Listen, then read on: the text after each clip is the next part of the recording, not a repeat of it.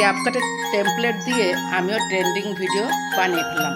Wait and C এরকম video কিভাবে তৈরি করবেন। আসসালামু আলাইকুম রহমতুল্লাহ। হ্যালো ফ্রেন্ডস, আজকে আপনাদের আমি দেখাবো ক্যাপকাট টেমপ্লেটস দিয়ে ভাইরাল ভিডিও কিভাবে তৈরি করবেন। আরেকটি খুশির সংবাদ হলো, চলুন আমি ফেসবুকে চলে যাই। এই যে ফেসবুকে আমি ক্লিক করলাম, এরপর এই যে প্রোফাইল আইকনে আমি ক্লিক করলাম।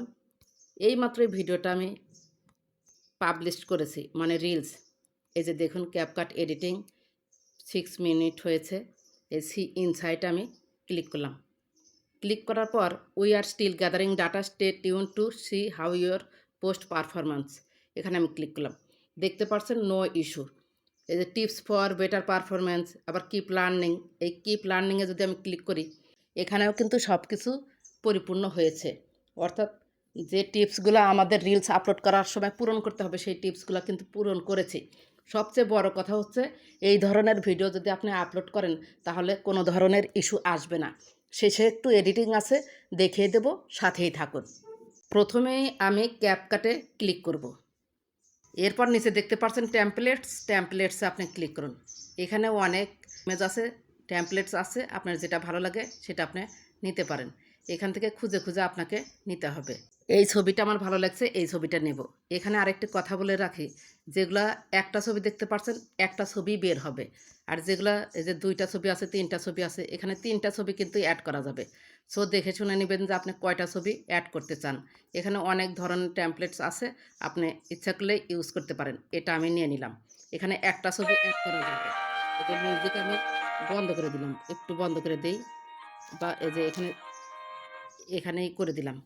যাই হোক, এই যে এখানে দেখতে পাচ্ছেন 13 সেকেন্ড এবং পাশে 1, একটা ছবি অ্যাড করতে পারবেন। এই 1-এর পাশে যখন 1 2 3 4 5 6 7 8 9 10 11 এরকম থাকবে, তখন আপনি ততগুলোই ছবি অ্যাড করতে পারবেন।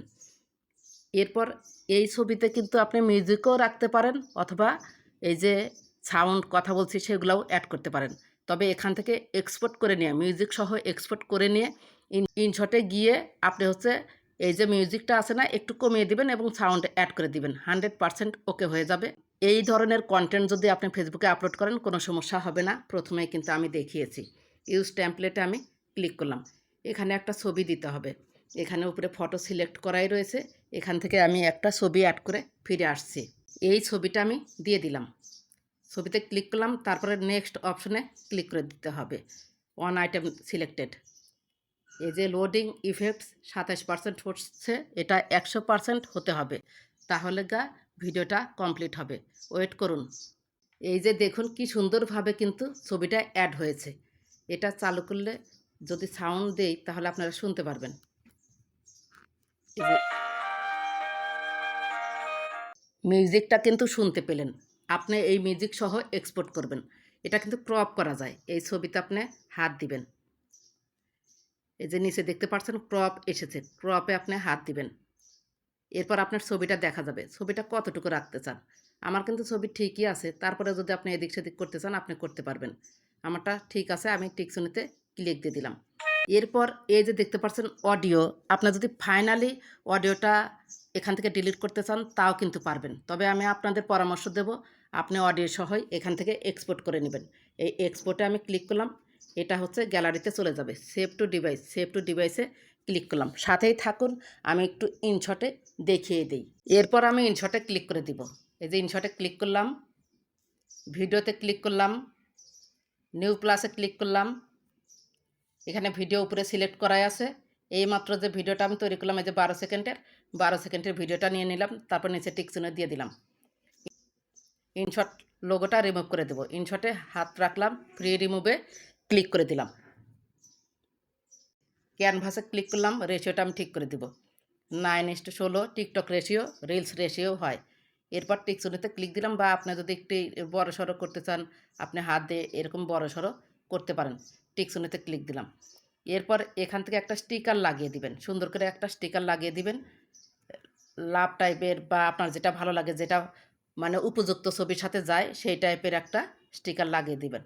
আমি একটা আগুন টাইপের একটা ইমেজ এখানে ছোট্ট করে লাগিয়ে দিলাম, মানে দেওয়ার কথা তাই দিয়ে দিলাম। এরপর টিকচিহ্নতে ক্লিক দিলাম। পুরো ভিডিও জুড়ে দেব। ইমোজি যে নিয়েছি সেটা সিলেক্ট করলাম, এখানে ক্লিক করলাম, ভিডিও এন্ডে দিয়ে দিলাম। এরপর টেক্সট কিছু একটা লিখে দিবেন। এই যে টেক্সট আছে, টিতে ক্লিক করলাম, কিছু একটা লিখে দিবেন। অ্যাওজম মানে আপনি একটু কাজ করবেন, তাহলে আর হচ্ছে যে ভিডিওটা আপনি সরাসরি নিলেন সেটা আর হবে না। টিকচিহ্নতে ক্লিক দিয়ে দিলেন, এরপর ভিডিও এন্ড করে দিবেন। এরপর ইফেক্টটা দিয়ে দিবেন। এখানে ইফেক্ট আছে, ইফেক্ট এই যে ইফেক্ট দেখতে পাচ্ছেন, ফিল্টার, এখান থেকে একটা ইফেক্টও দিয়ে দিবেন যেটা ভালো লাগে। এই যে এটা ভালো লাগছে, এটা দিয়ে দিলাম, অথবা এটা কেমন, যাই হোক এটা ভালো লাগছে। অথবা ভিডিও আপলোড করার সময় কিন্তু ইফেক্টটা আপনারা দিতে পারেন। এটাই দিয়ে দিলাম, টিকচিহ্নতে ক্লিক দিয়ে দিলাম, আবার টিকচিহ্নতে ক্লিক দিয়ে দিলাম। এরপর মোস্ট ইম্পর্ট্যান্ট একটি কাজ করতে হবে, এর নিচে টান দিবেন। এখানে ভলিউম নামে একটি অপশন পাবেন, এই যে ভলিউমে আমি ক্লিক করলাম। আপনারা মিউজিক হচ্ছে 7 থেকে 10%-এর মধ্যে রাখবেন। আমার যে ভিডিও দেখলেন সেটা কিন্তু 7% রেখেছি। এভাবে আপনারা রেখে দিবেন, টিকচিহ্নতে ক্লিক দিয়ে দিলাম। এরপর আপনি একটা অডিও দিয়ে দিবেন। অডিও না দিলেও হয়, তবে দিলে সবচেয়ে বেশি ভালো হয়।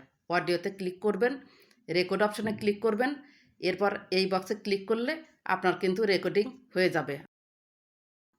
এরপর টিকচিহ্নতে ক্লিক দিলাম। আপনার তাহলে সাউন্ড দেওয়া হয়ে গেল, স্টিকার দিয়েছেন, টেক্সট দিয়েছেন, তারপর হচ্ছে ভলিউমটা কমিয়েছেন, সম্পূর্ণ কিন্তু এডিটিং হয়েছে। আপনি যদি এই অবস্থায় এখন ফেসবুকে অথবা ইউটিউবে আপলোড করেন, কোনো সমস্যা হবে না, কোনো ইস্যু আসবে না, ইনশাল্লাহ আপনারা নির্দ্বিধায় এটা আপলোড করতে পারেন।